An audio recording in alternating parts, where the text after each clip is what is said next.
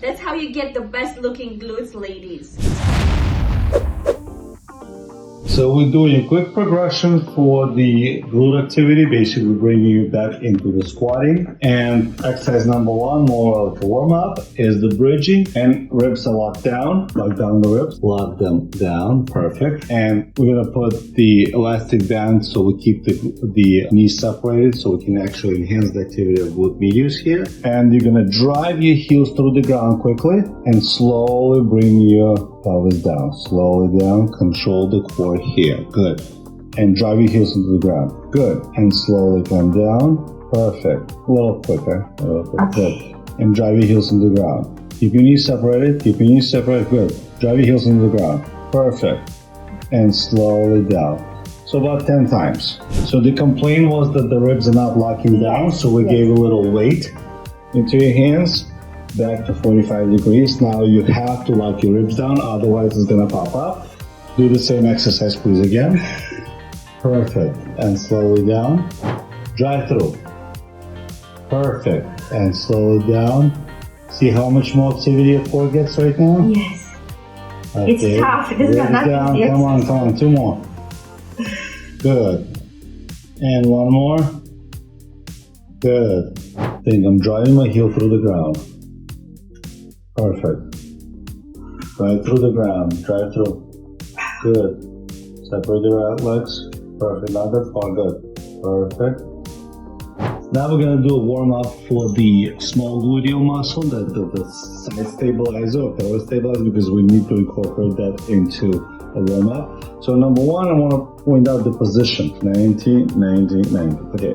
Now we're going to push heels into each other. That's it. And separate. Now the question was, how far do we go?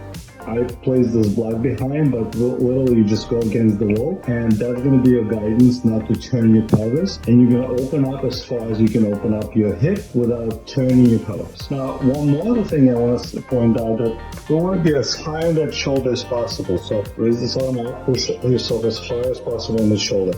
Almost like a side plank here. Good. See how high you are? Put your arm down. Perfect. Now do this exercise. A little more challenging, right? Yes. Because now you're incorporating the core activity into this activity.